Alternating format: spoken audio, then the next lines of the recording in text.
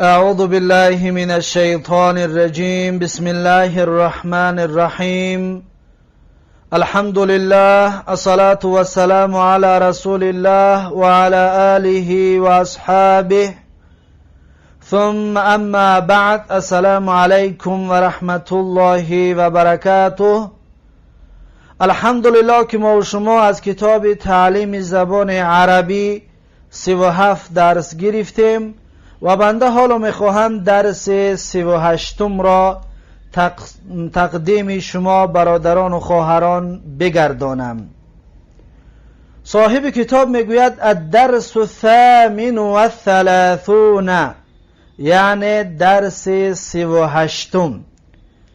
درس 38 به مثل درس های گذشته کلمه های نو برای حفظ کردن دارد. این کلمه ها باید حفظ کرده شوند. این کلمه ها عبارت است از اینه که صاحب کتاب میگوید صندوقون. صندوقون یعنی صندوق، و تاجیکی ما و شما همچنین صندوق میگوییم. این اسم مفرد است، جمعش میشود صنادیقو، یعنی صندوق ها. صنادیق صیغه منتهی الجموع که هست، از این حساب تنوین را قبول نمی کند. بعد از این میگه قفلون. قفلون یعنی قلف. قفلون با تاجیکی یعنی قلف. جمعش میشود اقفالون، یعنی قلف ها. اقفالون یعنی قلف ها، جمع تکسیر. بعد از این میگوید مفتاحون. مفتاحون یعنی کلید. مفتاح کلید. مفتاح همچنین از اسم آلت است، از باب فتح یفتحو. فتح کشاد، یفتح میکشاید. مفتاحون آلت کشاینده. آلت کشاینده رو میگن مفتاحون بر وزن مفعالون. مفتاحون بر وزن مفعالون هست، زیرا که اسم آلت داره که در بدان و در صرف میر خوانده بودیم که 3 وزن دارد. اسم آلت، اسم آلتی که مشتق است، 3 وزن دارد: مفعلون، مفعلتون، مفعالون. این بر وزن مفعالون هست. مفتاحون بر وزن مفعالون هست، یعنی آلتی کشاینده. پس میگویم کلید. بعد از این میگد مفاتیحو، یعنی آلت های کشاینده، کلیدها. این جمع صیغه منتهی الجموع که است، از این حساب تنوین را قبول نمی کند. بعد از این میگوید حنطتون. حنطتون یعنی گندم. حنطتون گندم. بعد از این میگوید طماطمو. طماطمو یعنی پمیدار. صیغه منتهی الجموع است، تنوین را قبول نمی کند. بعد از این میگوید بطاطسو. بطاطسو یعنی کرتاشکه. بطاطیس کرتاشکه، یا بعضیا توشکش میگوین، توشکه. پس بطاطیس همچنین بر وزن مفاعل هست و این صیغه منتهی الجموع است که تنوین را قبول نمی کند. بعد از این میگوید که ربون. ربون چندین ترجمه ها دارد. رب میشود به معنای صاحب، رب میشود به معنای بزرگوار، رب میشود به معنای تربیتگر، رب میشود به معنای پروردگار. یعنی معناهای زیاد دارد. میتونید که اینها را نوشته بگیرید. هر کدامش که موافق آمد در جمله، همون را ترجمه میکنید. مثلا یک کس بگوید رب البیتی، یعنی صاحب خانه. رب القومی یعنی رئیس قوم، بگیم پیشوای قوم. مثلا رب العالمین یعنی تربیتگر تمام عالم، یا پروردگار تمام عالم. یعنی که رب معناهای گوناگون دارد. بعد از این میگوید اربابون. اربابون پس جمع ربون است، یعنی که صاحبها، یعنی تربیتگرها. یعنی اربابون همچنین میشود با عزتها، رئیسهای قوم. پس به همین طریق ترجمه کرده میشود. ارباب جمع است. بعد از این میگوید الهون. الهون یعنی معبود. اله یعنی معبود، یعنی اون چیزی را که عبادت میکنی همون را اله میگن. اله چیزی که عبادت کرده می شود، چه حق و چه باطل، زیرا که این کلمه عربی است. هر چیزی را که عبادت میکنن اون را اله هست، اون اله هست یعنی معبود است. اما معبودی بر حق این ذاتی پاک است، پس اله را بگوید که معبود. آلهتون یعنی معبودها، آلهتون معبودها یعنی که مثلا کسانی که دلار را عبادت میکنن، کسانی که مال و ملک دنیا را عبادت میکنن، کسانی که خر و اسب و نمیدونم چطوره که در هندوستان گاو و مورچه و موش و هر چیز عبادت میکنن، انا همون چیزایی که عبادت میکنن همون آلیه هستن، آلیه هستن، معبودهایشان هستن و باطل است، در باطل بودنشان شک شبهه‌ای نیست.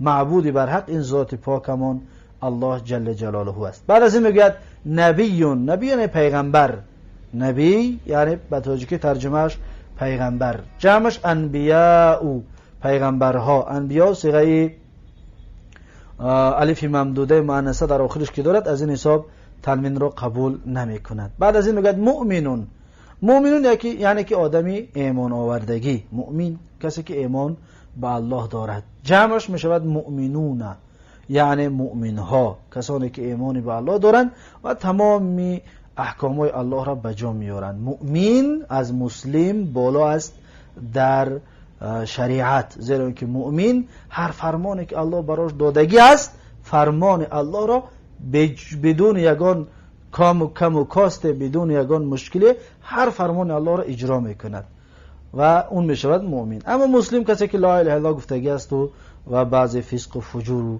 بعضی کارها را انجام میدهد، اون میشود مسلم. مؤمن یعنی بالاتر است درجهش و این در عقیده خوانده میشود. مؤمنون یعنی مؤمن، مؤمنون یعنی مؤمنها.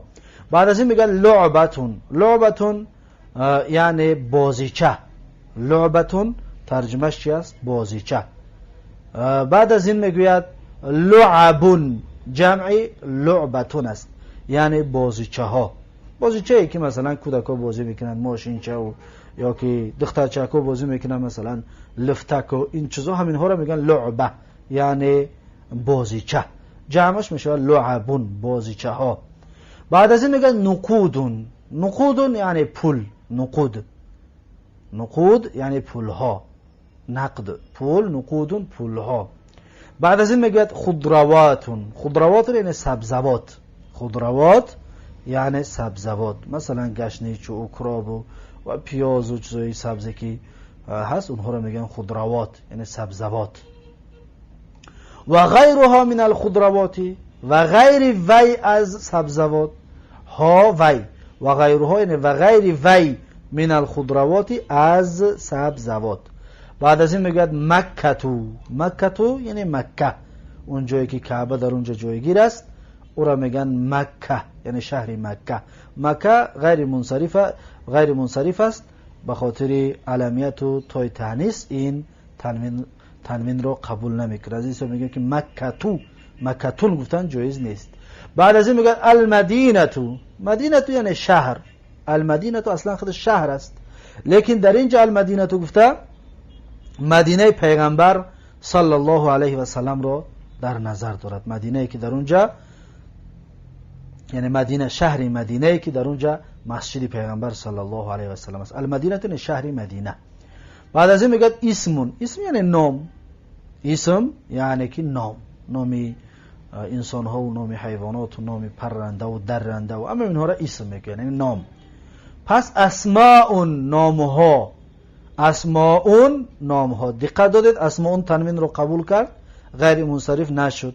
ما در گذشته گفتیم که دار و اسماء بود، مثال آوردگی ما در درس‌های گذشته که خانه اسماء را پرسید، گفتیم اسماء غیر منصرف است، اسماء گفتیم غیر منصرف است. چرا؟ گفتیم به خاطر آنه که اون علم است و الف ممدوده زائده دارد. اما در اینجا اسماء تنوین قبول کرد. چرا در اینجا غیر منصرف نیست؟ زیرا که در اینجا علم نیست، یعنی نام آدم نیست، این جمع اسم است، اسم و نام، اسماء و نام ها. چرا که در قرآن هم آمدگی است، اسماء گفته و تنوین آمدگی است. پس اسماء چی است؟ اگر جمع نام ها باشد منصرف است، تنوین قبول میکند. اگر نام زن رو اسماء بمانند، اسماء، اون تنوین رو قبول نمیکند، غیر منصرف میشود. بعد از این میگوید مسموک، یعنی چیست نام تو؟ نام تو چیست؟ ماما استفهامیه. اسموک، مسموک، چیست نام تو؟ ولده میگه تولد شد، ولده تولد کرده شد. این فعل مجهولش میگن این را، چطوری که در صرف میر در بیدان خواندگی بودیم. ولده اصلش ولد یلیدو است، یا ولد یلیدو. ولده یعنی تولد کرد، یلیدو یعنی تولد میکند، ولده یعنی تولد کرده شد. ترجمه از فعل مجهول، تولد کرده شد و یک مرد، وی تولد کرده شد و یک مرد را. یا ولدت تولد کرده شد و یک زن را، یعنی اگر که بچه تولد شد میگن ولده، یعنی بچه تولد کرده شد. اگر که دختر باشه میگن ولدت، یعنی اون دختر تولد کرده شد. بعد از این میگه دفنه، دفنه یعنی دفن کرده شد. دفنه ترجمهش چی است؟ دفن کرده شد. دفنه همچنین فعل مجهول است. دفنه یدفنو یا دفنه یدفنو. ادفن فعل امرش می شود. ادفن چی است؟ فعل امری دفنه یدفنو است. والله علم از بابی علم یعلمو است، پس می شود دفنه یدفنو. یا اگر از بابی ضرب یضربو باشد پس می شود دفنه یدفنو. ادفن فعل امرش می شود. دفنه یعنی دفن کرده شد، یعنی با گور گذاشته شد، زیر خاک کرده شد. دفنه دفن کرده شد. این همچنین مجهول است. بعد از این میگوید فریحه، فریحه یعنی که خرسند شد، فریحه یعنی خرسند شد. و یک مرد، اگر زن باشه چی میشود؟ فریحت، خرسند شد و یک زن. فعل ماضی. فعل مضارع چی است؟ یفرحو، یعنی خرسند میشود و یک مرد. اگر زن باشد میشود تفرحو، خرسند میشود و یک زن در زمان آینده. فعل امرش میشود افرح، یعنی خرسند بشو.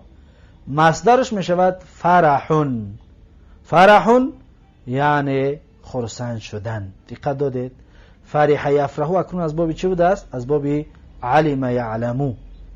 فرح به مثل علم، یفرحو به مثل یعلمو، از باب چهارم ثلاثی مجرد. بعد از این میگه مات، مات یعنی مرد، جان به حق تسلیم کرد. مات مرد، مات مرد و یک مرد. اگر زن باشه میگه ماتت، مرد و یک زن در زمان گذشته. فعل مضارعش میشود یموتو، یعنی میمرد و یک مرد. زن باشد میگه تموتو، یعنی میمرد و یک زن در زمان آینده. فعل امرش چی است؟ فعل امرش میشه موت، موت یعنی بمر، موت بمر. بعد از این میگه موتون، موتون یعنی مردن، این مصدر است. اکنون ما تیموتو از افعال اجوف است، از فعل های اجوف. از باب نصر ینصرو است. ماتا اصل چی بود؟ موته بود، و مثل چی؟ قاله، اصل قوله بود، اینم عینه نمونتا. یموتو به مثل یقولو، یموتو بود، چطوری که یقول رو گفته بودیم که یک ولو بود، عیناً چطوری که در اونجا گفته بودیم این به مثل همون است.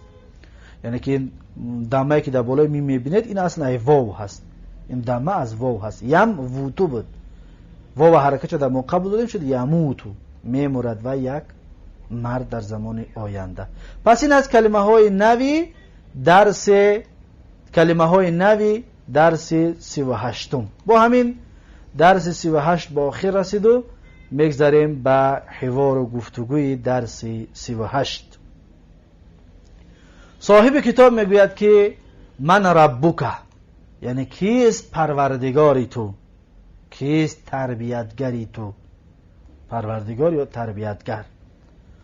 میگوید که ربی الله، یعنی پروردگار من الله است. این ربی اصلا ساکن داشت، ربی یا ساکن داشت، اما ربیل برای چی یا رو فتح دادیم؟ وقتی که یای دمیر بعدش حرف ساکن بیاید، یای دمیر متکلم رو فتحه میتین. این قاعده رو در ذهنتون بگیرید. پس میگوید ربی الله، ربی الله. این یا در اصل ساکن بود، یعنی پروردگاری من، ربی پروردگاری من، الله الله یگانه است، ربی الله پروردگاری من الله یگانه است. بعد از این میگوید، یا میشه بگیم که تربیتگری من الله یگانه است. بعد از این میگوید من الهک، یعنی کیست معبودی تو کی را میپرستی؟ من الهک، کیست معبودی تو؟ میگوید الهی الله، یعنی معبودی من الله است، من تنها الله را میپرستم. الهی الله، معبودی من الله است. در اینجا ببینید الهی یا ساکن بود، فتحش دادیم به خاطر لامی الله ساکن کی بود، به سبب التقای ساکنه فتحش دادیم شد الهی الله، یعنی الهی من الله است، معبودی من الله است. بعد از این میگوید و من نبیک، و کیست پیغمبری تو؟ و من نبیک، و کیست پیغمبری تو؟ میگوید نبی محمدون. اینجا ببینید یا را فتحه ندادیم، برای چی؟ محمدون میمش دمه دارد، حرکت دارد، اینجا دیگر حاجت به حرکت دادن یا نیست. پس میگیم که نبی محمدون، یعنی پیغمبری من محمد صلی الله علیه و سلم است. بعد از این میگه و ما دینک، یعنی چیست دینی تو؟ دین چی است؟ کدام دین هستی؟ میگه دینی الاسلام، یعنی دینی من اسلام است. دینی یا را بینید فتحه گرفت، دینی الاسلام، یعنی دینی من اسلام است. بعد از این میگه من اخوتک، کیست برادرانی تو؟ من اخوتک، کیست برادرانی تو؟ میگوید که اخوتی المسلمون المؤمنون، اخوتی المسلمون المؤمنون، یعنی برادران من مسلمان ها مؤمن ها. دقت دادید؟ اخوتی المسلمون المؤمنون، برادران من مسلمان ها مؤمن ها. بعد از این میگوید که و من اخواتک، یعنی کیست خواهران تو؟ خواهرای تو کی است؟ میگوید که اخواتی المسلمات المؤمنات، یعنی خواهران من مسلمان های مؤمنه هستند. خواهران من، اخواتی یا متکلم فتحه گر به سبب لام ساکن بودن لام، اخواتی المسلمات المؤمنات، خواهران من مسلمان های مؤمنه است. میشه بگیم که خواهران من مسلمان ها مؤمن ها است، میشه بگیم مسلمان های مؤمنه است، صفتش میگیریم در این صورت. اخواتی المسلمون المؤمنون همین طور، یعنی برادران من مسلمان های مؤمن است. دقت دادید؟ بعد از این میگه که الله رب الناس جمیعا و اله الناس جمیعا و محمد نبی الناس جمیعا والاسلام دین الناس جمیعا. یعنی چی؟ یعنی میگه که الله نام ذات پاک، الله پروردگاری یا الله تربیتگری تمام مردم است. تمامی جمیعا رو اول ترجمه میکنیم، الله پروردگار تمام مردم است. و اله الناس جمیعا، و معبود تمام مردم است. و محمد نبی الناس جمیعا، و محمد صلی الله علیه و سلم پیغمبر تمام مردم است. و الاسلام دین الناس جمیعا، و اسلام دین تمام مردم است. دقت دادید؟ جمیعا در اینجا چند تا یک است، همه اشون حال هستند، حال کونهیم، حال کونهی، یعنی که الله پروردگار تمام پروردگار مردم است. جمیعا یعنی همه اشون، یا که از حال از ناس است، یعنی حال کونهیم جمیعا. برای همین خاطر میگم که الله تربیتگری تمام مردم است. تمامی یعنی حال شده رو، یعنی که مردم در حال بودنش همش یک جا، پس یعنی تمامی مردم. بعد از این میگوید این ولد نبینا محمد صلی الله علیه و سلم، میگه در کجا تولد کرده شد پیغمبرمون محمد صلی الله علیه و سلم. این ولد، ولد فعل ماضی مجهول، نبیو نائب فاعل مرفوع است، نبیو مضاف نامضاف الیه، محمدون در اینجا چی است؟ در اینجا محمدون عطف بیان است. عطف بیان چطوری که در الاجرومیه خوانده بودیم، یعنی که پیغمبر در کجا تولد کرده شد پیغمبرمان محمد صلی الله علیه و سلم؟ میگه ولد نبینا محمدون صلی الله علیه و سلم فی مکه، یعنی تولد کرده شد پیغمبرمان محمد صلی الله علیه و سلم در مکه. مکه غیر منصرف است، کسره را قبول نکرد.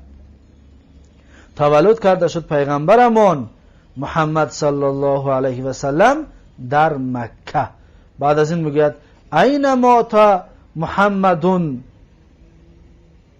این مات محمدون صلی الله علیه و سلم و این دفن، میگه در کجا وفات کرد محمد صلی الله علیه و سلم و در کجا دفن کرده شد؟ در کجا وفات کرد محمد صلی الله علیه و سلم؟ ماتر فاعلش محمدون صلی الله علیه و سلم. و این دفن، دفن نائب فاعلش هو است، برمیگردد به محمد صلی الله علیه و سلم. میگه در کجا وفات کرد محمد صلی الله علیه و سلم و در کجا دفن کرده شد، در کجا در خاک سپاریدندش؟ میگه که هو مات و دفن فی المدینه، وی یعنی پیغمبر صلی الله علیه و سلم وفات کرد و دفن کرده شد در مدینه. در مدینه هم وفات کرده است و هم در مدینه دفن کرده شده است. مات فاعلش هو است، برمیگردد به پیغمبر صلی الله علیه و سلم. و دفنه در اینجا نمیگیم فاعلش، یعنی که مجهول است، مجهول فاعل نداره، میگیم نائب فاعلش هو است، باز برمیگردد به پیغمبر صلی الله علیه و سلم. بعد از این میگه مسم ابیه، چیست نام پدرش؟ مسم ابیه، چیست نام پدرش؟ جواب میتید میگوید که اسم ابیه عبدالله، نام پدرش عبدالله است. یعنی پیغمبر ما و شما صلی الله علیه و سلم نام پدرش کی بود؟ عبدالله. بعد از این میگوید مسم امه، چیست نام مادرش؟ یعنی نام مادرش چی است؟ مسم امه، نام مادرش چی است؟ میگوید که اسم امه آمینتو، نام مادرش آمینه است. در اینجا ببینید مسمو میگیم، الف یکم ما الف نمی خونیم، الف نمی برای هر این الف دوم الف چی است؟ همزه وصل است، در درج کلام می افتد. بعد میگیم که مسم امه،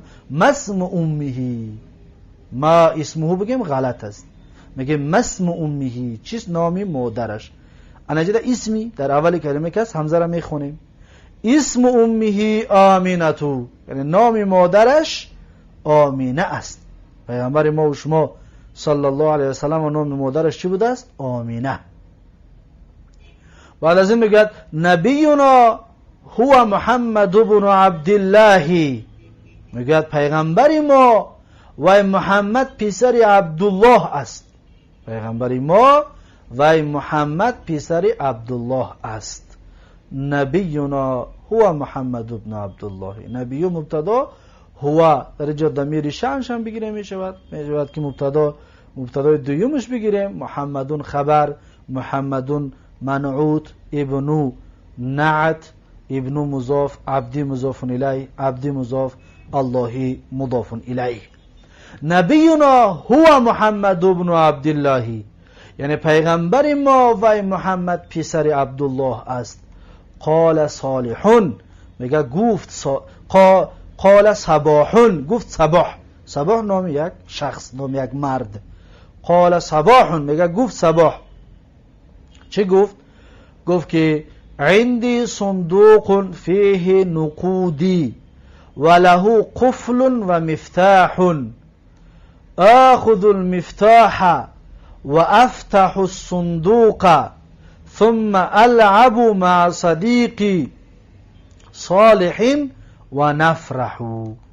یعنی که عندي صندوق، میگه که دارم من، عندي را دارم من ترجمه میکنیم، میگه دارم من صندوق، فیه نقودی، در وی هی دمیر برمیگه به صندوق، در وی نقود من هست، یعنی پولهای من هست، در داخل صندوق هم پولهای من هست. و له قفل، و دارد وی یعنی صندوق، و دارد همون صندوق قفل دارد. و مفتاح، و کلید دارد. اون قفل با چی داشته است؟ کلید داشته است. آخذ المفتاح، آخذ در اصل گفتیم اخذو بود، دو همزه بر اومد، همزه دویمی ساکنه موافق به حرکت ما قبل شد آخذ المفتاح، میگیرم کلید را، مفتاح مفعول به، میگیرم کلید را. و افتح الصندوق، و میکشایم صندوق را. و افتحو، اینجا در وفتحو نمیگیم، چرا؟ زیرا که افتحو را همزش همزه قطع است، همزه قطعی است، همزه وصلیه نیست. و افتحو، و میکشایم من صندوق را، صندوق مفعول به. ثم العبو، اینجا در همچنین همزه العبو همزه قطعی است، همزه وصلیه نیست. ثم همزه قطعی یعنی که در بین کلام بیا خوانده می شود. همزه وصلی در اول کلام خوانده می شود، در بین کلام در درج کلام می افتد. میگه ثم العب مع صدیق صالح و نفرح، میگه بعد بازی میکنم همراه دوستم، همراه رفیقم صالح و خرسندی میکنیم. نفرحو خرسندی میکنیم ما، یعنی صالح قطعی هر دوشان خرسندی میکرد، یعنی صباح با صالح هر دوشان یک جا چکار میکردن؟ خرسندی میکردن. نفرحو را فاعل ضمیر مستتر تقدیره نحن، العبو را فاعل مستتر تقدیره انا، افتحو همچنین فاعلش ضمیر مستتر تقدیره انا، آخذو را همچنین فاعلش ضمیر مستتر تقدیره انا. بعد از این میگه عندما سمعت خبر اخی من المعهد فرحت جدا. عندما یعنی وقتی که، عندما یا فی وقت الذی در وقتی که، عندما سمعت در وقتی که، یا که وقتی که شنیدم خبر اخی خبری برادرم را، من المعهد از مکتب، فرحت جدا خرسان شدم به نهایت. عندما سمعت خبر اخی من المعهد فرحت جدا، زمانی که شنیدم خبر برادرم را از معهد خرسان شدم به نهایت. خبر مفعول به سمعتو، فرحتو فعل و فاعل، جدا مفعول مطلق برای فعل محذوف. بعد از این میگوید ماذا زرع الفلاحون فی الحقل و فی السنة الماضیه، فی السنة الماضیه، میگوید ماذا زرع الفلاحون یعنی چی زراعت کردند دهقانها. ماذا زرع الفلاحون چی زراعت کردند دهقانها، فی الحقل در کشزار، فی السنة الماضیه در سال گذشته، یعنی چی زراعت کردند دهقانها در کشزار در سال گذشته. میگوید که زرعوا فیه فی السنة الماضیه الحنطة والبطاطس والطماطم و غیرها من الخضروات، یعنی که زراعت کردن، کشتکاری کردن، فیه در وی یعنی در حقل، هی ضمیر است برمیگرده به حقل، کشتکاری کردن در کشزار، فی السنة الماضیه در سال گذشته، الحنطة مفعول به، زرعو فعل و فاعل، این ضمیر فاعل است و حنطة مفعول به زرع. حنطة یعنی که گندم را زراعت کردن در سال گذشته، گندم را.